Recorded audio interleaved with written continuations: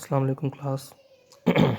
हमारा fourth chapter ख़त्म हो गया था, तो उसके बाद फिफ्थ हमारा जो चैप्टर है एटॉमिक स्ट्रक्चर, वो हम इंशाल्लाह जब कॉलेज ओपन होंगे तो हम उसको उस वक्त डिस्कस करेंगे।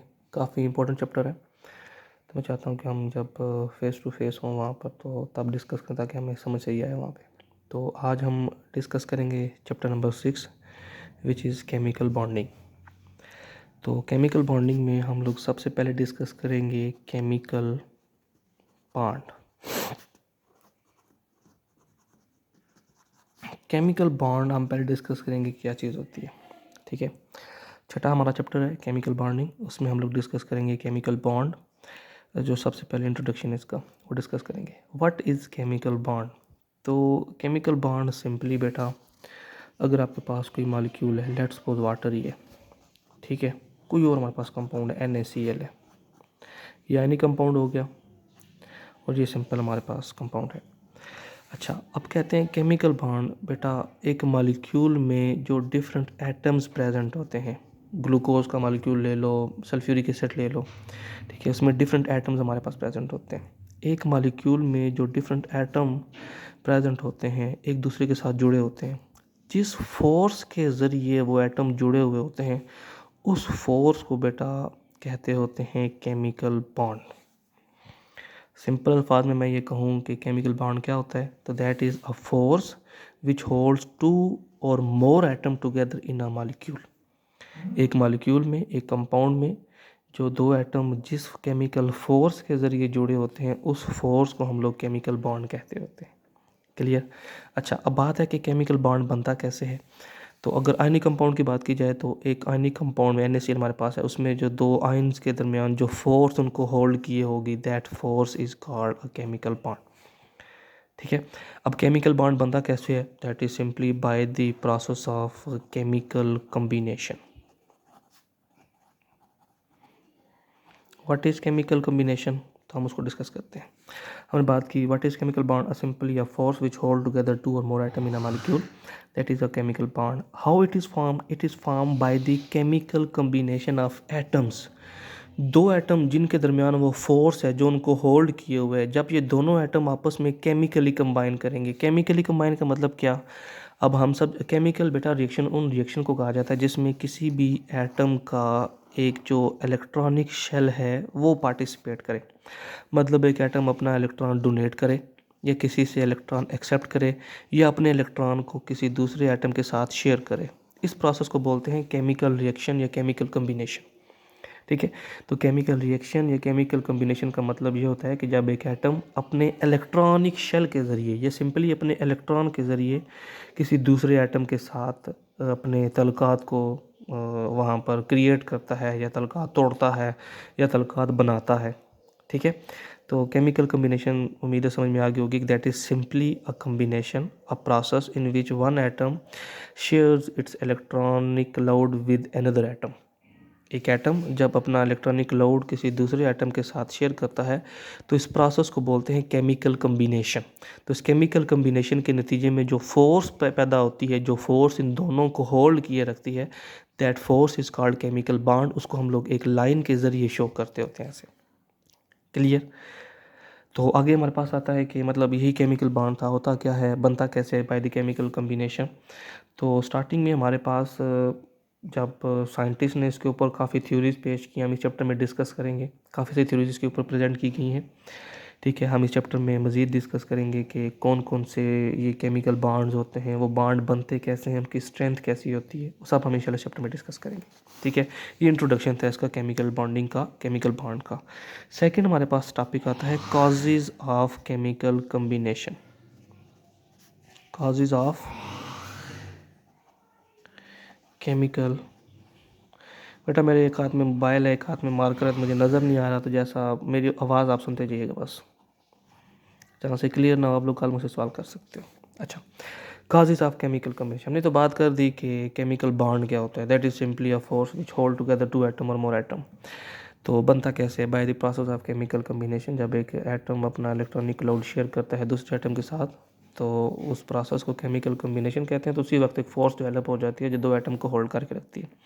अब बात आती है कि क्यों एक एटम ऐसा काम करता है, क्यों एटम एक अपना इलेक्ट्रॉनिक क्लाउड दूसरे के साथ शेयर करता है, क्यों एक एटम वहाँ पे केमिकल बॉन्ड प्रिपेयर करता है, क्यों एक एटम वहाँ पे केमिकल कंबाइन कर रहा होता है किसी दूसरे एटम के साथ, वो हमें डिस्कस करना है। तो उसके लिए फिर डिफरेंट कंपाउंड को ऑब्जर्व किया गया, डिफरेंट एटम को ऑब्जर्व किया गया, तो उनकी ऑब्जर्वेशन से हमें बात पता चली कि जो भी एटम वहाँ पर केमिकल बॉन्ड प्रिपेयर कर रहे होते हैं वो due to their electronic configuration कर रहे होते हैं।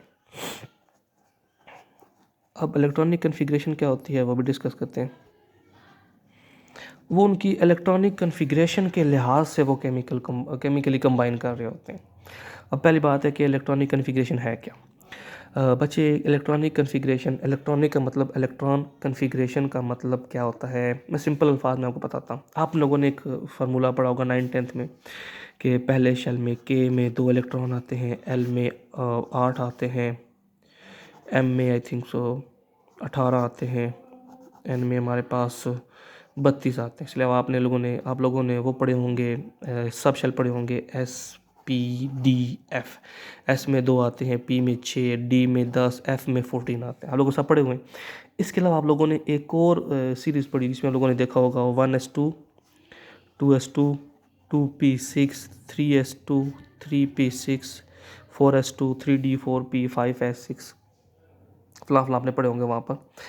अब जब आप लोग इलेक्ट्रॉन को, ये देखो ना, पहले सब शेल में आपने 2 इलेक्ट्रॉन डाले, अगले 2 से इलेक्ट्रॉन आपने दूसरे सब शेल में डाले, अगले 6 इलेक्ट्रॉन इस सब शेल में डाले। ये जो आप लोग इलेक्ट्रॉन को डिफरेंट सब शेल में डिस्ट्रीब्यूट कर रहे होते हो ना, इस प्रोसेस को बोलते हैं इलेक्ट्रॉनिक कन्फिग्रेशन। कि हम लोग इलेक्ट्रॉन्स को कन्फिगर कर रहे हैं अकॉर्डिंग टू देयर एनर्जी, उनके शेल में उनको डिस्ट्रीब्यूट कर रहे हैं। ठीक है, अब देखो ना, आपने 2 इलेक्ट्रॉन यहाँ पे पुट करने हैं, 2 यहाँ पर, 6 यहाँ पर, 2 यहाँ पर, देखो यहाँ पे 2 यहाँ पर, 6 यहाँ पर, अगेन अप टू सोन आप लोग पुट करते जाते हो। अब ये जो आप लोग इलेक्ट्रॉन को डिस्ट्रीब्यूट कर रहे हो, उनकी एनर्जी के लिहाज से डिफरेंट सब शेल्स में, डिफरेंट शेल में आप लोग उनको डिस्ट्रीब्यूट करते हो ना, इस प्रोसेस को बोलते हैं कन्फिग्रेशन, इलेक्ट्रॉनिक कन्फिग्रेशन।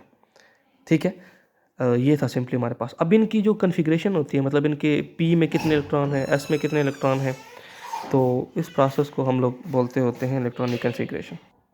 अच्छा जी, तो अब हमने बात की कि क्यों केमिकली कंबाइन करते हैं अकॉर्डिंग टू देयर कन्फिग्रेशन। ये मैं अभी प्रूव करूँगा कि कन्फिग्रेशन कैसे वहाँ पर बेस कर रही होती है।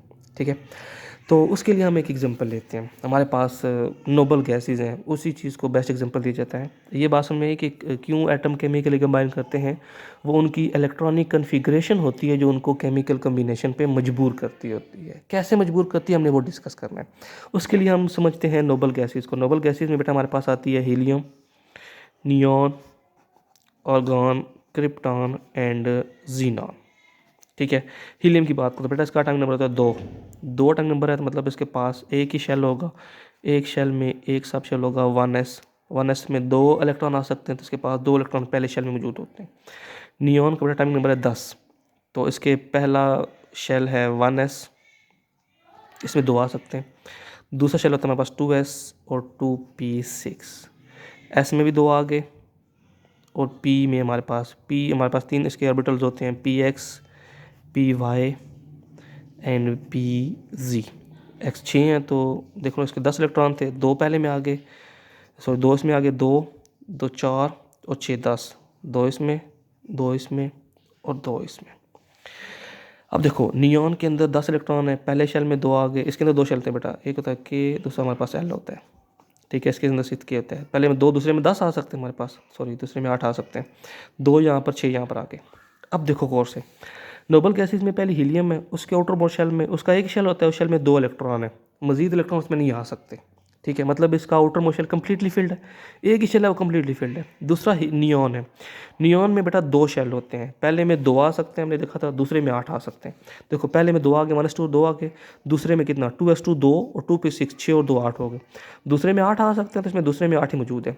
अब देखो इसमें 2 शेल है, दूसरा शेल जो हर शेल है वो कम्प्लीटली फिल्ड है, इसका एक शेल है वो शेल कम्प्लीटली फिल्ड है। अब ये जो दोनों नोबल गैसेज हैं बेटा, इनके आउटर मोस्ट शेल कम्प्लीटली हमारे पास फिल्ड होते हैं। अब मैं देखो इनकी ना, मैं इनकी कन्फिग्रेशन ही कर रहा हूँ, कन्फिग्रेशन से मैंने बताया ना कि इनके outermost shell completely filled है। अब ये दोनों गैसेज बेटा रिएक्शन बिल्कुल नहीं करती, ये दोनों कभी भी केमिकली कंबाइन नहीं होंगी किसी के साथ। हीलियम और नियॉन आपस में तो कभी नहीं होंगी, दूसरे मॉलिक्यूल के साथ भी कभी भी इनका कोई मॉलिक्यूल आज तक देखा गया ही नहीं है। ज़बरदस्ती आप करवा सकते हो लेकिन वो अनस्टेबल होगा। जैसे आप उसके ऊपर से वो ज़बरदस्ती हटाओगे वो उसका मॉलिक्यूल भी टूट जाएगा, दोबारा से हीलियम नियॉन प्रिपेयर हो जाएंगे। हाँ, कुछ हमारे पास इनके कंपाउंड है, जैसे ज़ीनान है, इसका साइज़ बड़ा होता है तो ये कुछ जगह पर इसकी इलेक्ट्रॉनिक कन्फिग्रेशन डिस्टर्ब हो जाती है तो ये रिएक्शन करके कुछ कंपाउंड बना देती है। जैसे कि हमारे पास XeF2 ज़ीनान डाइफ्लोराइड बना देती है, XeF4 ज़ीनान टेट्राफ्लोराइड बना देती है, XeOF2 ज़ीनान ऑक्सी फ्लोराइड बना देती है और XeO3 ज़ीनान ट्राइऑक्साइड बना देती है। अब देखो ये जो फ्लोरीन है, ऑक्सीजन है, ये हाईली इलेक्ट्रोनेगेटिव एटम है, ये ज़बरदस्ती ज़ीनान को रिएक्शन करवाते हैं इसके साथ। अब इसका भी इन बेटा आर्गॉन, क्रिप्टॉन, ज़ीनान, इनके आउटर मोस्ट शेल में बेटा 8 इलेक्ट्रॉन होते हैं, ठीक है। इनके आउटर मोस्ट शेल भी कंप्लीटली फिल्ड होते हैं। मतलब क्या, इस चीज़ से हम लोग ये बात सीख रहे हैं कि अगर किसी एटम के आउटर मोस्ट शेल में 8 इलेक्ट्रॉन हो या किसी एटम का outermost shell completely filled हो, फिर तो वो कभी भी केमिकल कॉम्बिनेशन नहीं करेगा। देखो ना, ये अगर बाइंडिंग नहीं कर रहे मतलब केमिकली कंबाइन नहीं कर रहे। हीलियम आपको हमेशा अकेली मिलती है, कभी कंपाउंड के फॉर्म में नहीं मिलती, नियॉन भी कभी नहीं मिलती, आर्गॉन भी कभी नहीं मिलती, क्रिप्टॉन भी नहीं मिलती। ज़ीनान के कुछ ये 4 बेटा 5 कंपाउंड है, ये मिलते हैं बस, वो भी ज़बरदस्ती। इसके जो देखो दूसरे एटम कौन से हैं, फ्लोरीन है, ऑक्सीजन है, हाईली रिएक्टिव कंपाउंड वो वाले, तो सिर्फ उनके साथ मिल रहे।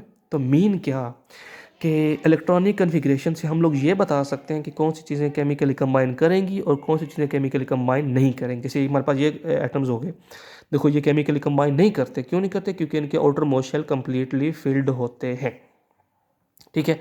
अब बाकी जितने भी एटम्स हैं ना हमारे पास बेटा पीरियोडिक टेबल में, उनके आउटर मोस्ट शेल की बात करते हैं कि क्या अगर उनके भी आउटर मोस्ट शेल इस तरह कंप्लीटली फिल्ड हों तो वो रिएक्शन नहीं करेंगे।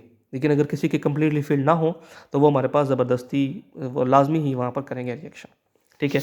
मैं एग्जांपल की बात करूँ यहाँ पर, एग्जांपल की बात करता हूँ। अब बाकी एटम है हमारे पास, अब हर एटम चाहता है कि उसके outermost shell completely filled हो और वो खुद को स्टेबलाइज कर सके। लाइक बात करता हूँ लिथियम की, ठीक है। लिथियम का बेटा टाइम नंबर तो है 3, इसका बनता है 1s2 2s1 बनता है। अब 2s दूसरा, पहले शेल में 2 हैं, ये कंप्लीटली फिल्ड है मान लिया। दूसरे शेल में बेटा 8 आ सकते हैं, इसके पास 1 है, इसमें 2p भी होता है, मतलब इसमें 6 आ सकते हैं, इसमें एक और आ सकता है, मतलब इसके पास 7 इलेक्ट्रॉन की कमी है।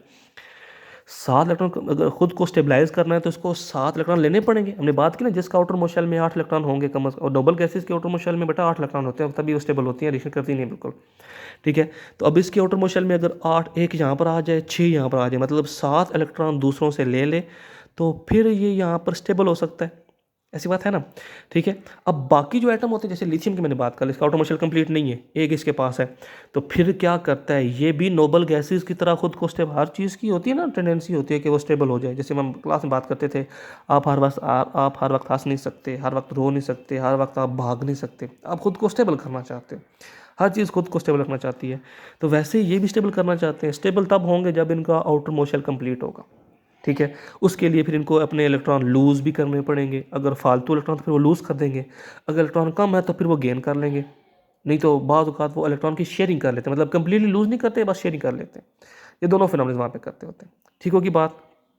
अच्छा, अब हमने बात की ना नोबल गैसेज में 8 इलेक्ट्रॉन होते हैं आउटर मोस्ट में, तो वो स्टेबल होती हैं। अब बाकी एटम होते हैं, बाकी एटम भी अपनी जो कन्फिग्रेशन है, अपने जो आउटर मोस्ट शेल है उसमें 8 इलेक्ट्रॉन रखने की पूरी कोशिश करते होते हैं। तो फिर ये जो कोशिश होती है ना किसी एटम की अपने आउटर शेल में 8 इलेक्ट्रॉन रखने की, अब हर एटम है ना, हर एटम को अपने आप को स्टेबलाइज करना चाहेगा। हम उसकी एग्जांपल डिस्कस करें, लिथियम की बात करता हूँ, लिथियम छोड़ो, हम यहाँ पे बात करते हैं ऑक्सीजन की बात करें, फ्लोरीन की, सॉरी फ्लोरीन के बेटा एटॉमिक नंबर होता है 9। इसके पहले शेल में आ गए 2 इलेक्ट्रॉन, 1s2 2s2 और 2p5, 1 2 3 4 5 बेटा 5 6 7 8 9 पूरे हो गए। अब देखो इसके आउटर मोस्ट शेल में सिर्फ 1 इलेक्ट्रॉन की कमी है, ऐसी बात है ना। तो अब ये क्या करेगा, अब इसको केमिकल कम्बिनेशन करना पड़ेगा। हमने बात की ना कि एटम क्यों केमिकल कंबाइन करते हैं, तो हमने अभी सीखा नोबल गैसेस से कि वो उनका आउटर मोस्ट शेल कंप्लीट होता है तो वो रिएक्शन नहीं करती, वो केमिकल कम्बिनेशन नहीं करती। तो मतलब क्या कि जो दूसरे एटम कम्बिनेशन करते होते हैं वो नोबल गैसेस की तरह अपनी कन्फिग्रेशन को करने के लिए रिएक्शन परफॉर्म करते होते हैं। तो मीन्स कि अगर ये अपने आउटर मोस्ट शेल में 1 इलेक्ट्रॉन किसी से ले ले, किसी से इलेक्ट्रॉन ले ले तो इसके आउटर मोस्ट शेल में 8 इलेक्ट्रॉन पूरे हो जाएंगे, तो ये स्टेबल हो जाएगी। तो जब ये किसी दूसरे से एक इलेक्ट्रॉन लेगी तो उसके ऊपर नेगेटिव चार्ज नहीं आ जाएगा, एक इलेक्ट्रॉन फालतू आ गया, नेगेटिव चार्ज आएगा। तो कोई पॉजिटिव जिस सब लेट्स सपोज एच था, एच ने अपना इलेक्ट्रॉन्स को दे दिया, जब दिया तो उसके ऊपर पॉजिटिव चार्ज आएगा, तो ये नेगेटिव पॉजिटिव चार्ज आपस में किसी फोर्स के ज़रिए जुड़ जाएंगे। इसी फोर्स को तो हम लोगों ने केमिकल बॉन्ड कहा था। अगर ये कम्प्लीटली दे देती है तो फिर ये आयनिक बॉन्ड होगा। अगर ये सिर्फ शेयर करती है, मतलब ये इलेक्ट्रॉन इसको आधा कभी देती है कभी ले लेती है, जैसे शेयरिंग हम लोग बॉन्ड पढ़ते हैं तो कोवेलेंट बॉन्ड में, ठीक है, ये अपना इलेक्ट्रॉन उसको दे दे, ये अपना दे दे, तो ये दोनों इलेक्ट्रॉन यहाँ पर ऐसे डार्ट की फॉर्म में होंगे ऐसे, मतलब ये हर वक्त यहाँ पर नहीं होंगे, एक टाइम यहाँ पर एक टाइम इसके पास। अब ये हाइड्रोजन का ऑर्बिटल है, उसके पास भी ऐसे डार्टेड फॉर्म में होंगे। क्लियर बात। तो शेयरिंग ऑफ इलेक्ट्रॉन होगी, शेयरिंग से इसके पास 2 हो गए, इसके 8 पूरे हो गए, इसके पास जितने भी थे हमारे पास 2 हो गए, ये भी कम्प्लीटली फिल्ड होगा। कोई बात समझ में आई कि एटम क्यों केमिकल कम्बिनेशन करते होते हैं? सिर्फ अपनी कन्फिग्रेशन को नोबल गैसेस की तरह करने के लिए, अपना आउटर मोस्ट शेल में 8 इलेक्ट्रॉन पूरा करने के लिए, अपने आप को स्टेबल करने के लिए। मेजर केसेस में बात कर रहा हूँ। क्लियर। अच्छा जी, तो अब हर एटम की ये टेंडेंसी होती है कि वो खुद को स्टेबल करे। खुद को स्टेबल करने के लिए जो एटम अपने आउटर मोस्ट शेल में बेटा 8 इलेक्ट्रॉन पूरे करते हैं, ठीक है, पहले में जितने भी हमारे पास आउटर मोस्ट शेल में जो 8 इलेक्ट्रॉन पूरे करने की टेंडेंसी होती है, जो विल होती है, उसको बेटा कहते होते हैं हम लोग ऑक्टेट रूल।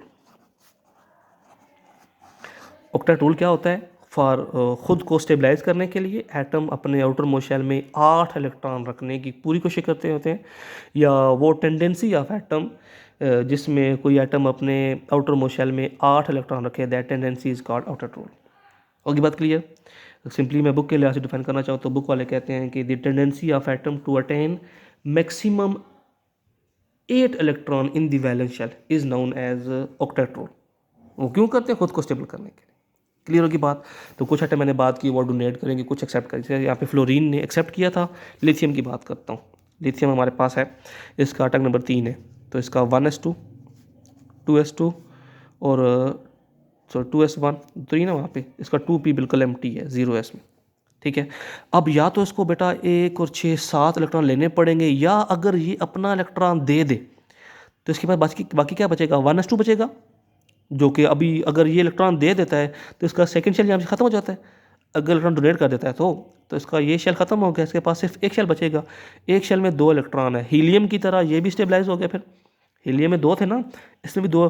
अब इसका वैलेंस शेल फर्स्ट ही है तो इसमें 2 इलेक्ट्रॉन है, तो ये भी अपने आप को स्टेबल कर लेगा। लेकिन जब लिथियम अपना इलेक्ट्रॉन देगा तो फिर ये क्या +1 नहीं हो जाएगा? एक इलेक्ट्रॉन देने से +1 हो गया ना। तो जब +1 होगा तो जिसको देगा, लेट्स सपोज सीएल को दिया, तो सीएल ने एक इलेक्ट्रॉन गेन कर लिया, उसके ऊपर नेगेटिव चार्ज आ गया, तो नेगेटिव पॉजिटिव के दरमियान जो फोर्स होगी, इसी फोर्स को तो हम लोगों ने कहा था कि केमिकल बॉन्ड कहते हैं।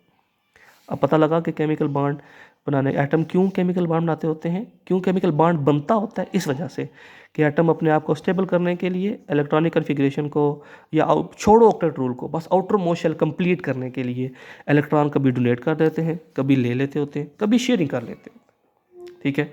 तो वो ये रीज़न होती है उसकी केमिकल कम्बिनेशन की। ठीक हो गया। अच्छा, बाज़ औक़ात अब मैं बुक से कुछ एग्जांपल देता हूँ आप लोगों को। यहाँ पर देखो, ये देखो लिथियम है, लिथियम का 3 टाइम नंबर है, इसकी कन्फिग्रेशन क्या आती है? 1s2 2s1। अब एक इलेक्ट्रॉन फालतू है इसके पास, तो वो इलेक्ट्रॉन डोनेट करके 1s2 कर दिया, तो इसकी जो कन्फिग्रेशन थी वो हीलियम की तरह होगी, वहाँ पे स्टेबल हो गया। अब बात करो मैग्नीशियम की, मैग्नीशियम का 12 होता है टाइम नंबर, क्या बनती है? 1s2 2s2 2p6 3s2। अब तीसरे शेल में बेटा 18 आ सकते हैं, 3s2 है 3p, ये भी p से बिलोंग करता है। अगर यहाँ पे p6 होता, 6 इलेक्ट्रॉन इसको चाहिए आउटर मोस्ट शेल कंप्लीट करने के लिए, लेकिन इसके पास 2 फालतू हैं। देखो ना, ये पिछला शेल कंप्लीट है, इसमें 2 फालतू हैं, तो ये 2 इलेक्ट्रॉन डोनेट करके देखो अपनी कन्फिग्रेशन को स्टेबल कर लेते हैं। क्लियर होगी बात? अच्छा, अब समझ में आई बात के बाद एटम इलेक्ट्रॉन को लूज़ कर देते हैं, जैसे फ्लोरीन ने गेन किया था। ऑक्सीजन की बात की जाए वो भी गेन करता, लेकिन कुछ ऐसे एटम होते हैं जो कभी कभार इलेक्ट्रॉन को गेन करते हैं, कभी कभार इलेक्ट्रॉन को लूज़ करते होते हैं, दोनों काम कर लेते होते हैं अकॉर्डिंग टू कंडीशन, जैसे कंडीशन को मिल जाती होती है वहाँ पर। कि जैसे बात करता हूँ हाइड्रोजन की, हाइड्रोजन कभी कभार इलेक्ट्रॉन को लूज़ कर देती है और कभी कभी इलेक्ट्रॉन को गेन कर लेती है, डिपेंड अपॉन कि कंडीशंस क्या है। कैसे मतलब पता चलेगा कौन सी कंडीशन है? अगर इसकी सराउंडिंग में हमारे पास कोई मेटल एटम मौजूद है, सोडियम की बात की जाए तो सोडियम के बेटा आउटर मोस्ट शेल में, और सोडियम के पास होते हैं 11 इलेक्ट्रॉन होते हैं, पहले में 2 आ गए, दूसरे में 8 आ गए, 10 हो गए, पीछे 1 बच गया, तो 1 इलेक्ट्रॉन ये आसानी से डोनेट कर सकते हैं। हाइड्रोजन है ना, हाइड्रोजन के पास सिर्फ एक ही शेल होता है, उसमें 1 इलेक्ट्रॉन होता है। इसको ये शेल कंप्लीट करना होता है, या तो ये देगा या फिर एक और लेगा और ये शेल कंप्लीट कर लेगा, ठीक है। तो सोडियम चूँकि मेटल है, मेटल की ज़्यादा टेंडेंसी होती है इलेक्ट्रॉन लूज़ करने की, तो सोडियम अपना इलेक्ट्रॉन को ज़बरदस्ती देगी तो फिर ये H नेगेटिव हो जाएगी। इलेक्ट्रॉन जब गेन करेगी तो नेगेटिव होगी, तो हमारे पास बॉन्ड बनेगा NaH, नेगेटिव पॉजिटिव होगा। ये भी केमिकल बॉन्ड हमारे पास H यहाँ पे बस क्या है कि यहाँ इलेक्ट्रॉन ले रहा है। लेकिन अगर बात की जाए जो आपने अभी HF की बात की थी, HF में देखो हाइड्रोजन, फ्लोरीन को एक बॉन्ड इलेक्ट्रॉन चाहिए था, उसने हाइड्रोजन से ले लिया, जब उसे लेगा तो H पॉजिटिव हो जाएगा, फ्लोरीन नेगेटिव हो जाएगा। अब ये भी बॉन्ड बनेगा, बात पहले पड़ी है। अब डिपेंड अपॉन कि एटम किसके साथ कंबाइन कर रहा है, उस लिहाज से फिर वो इलेक्ट्रॉन को लूज, गेन या शेयर करते होते हैं। क्लियर होगी बात? अच्छा जी, इसके बाद हमारे पास अगला टॉपिक, ये उम्मीद आप लोग क्लियर हो गया होगा, नहीं हुआ तो आप लोग कल मुझसे इसमें से क्वेश्चन पता कर सकते हो। अच्छा जी, इसके बाद हमारे पास अगला टॉपिक आता है, हमने बात कर ली what is chemical bond, then हमने बात की कि काजेज ऑफ केमिकल कम्बिनेशन, ठीक है। अच्छा, ये बात आप लोग ना दिमाग में रखिएगा कि लाजमी नहीं है कि 8 इलेक्ट्रॉन हों तो ही एक एटम ना कम्प्लीटली स्टेबल होगा। इसके अलावा अभी अब जो ऑक्टेट रूल था ना, इसके अलावा हाँ जो 2 इलेक्ट्रॉन थे उसको बेटा डुप्लीट रूल कहते होते हैं।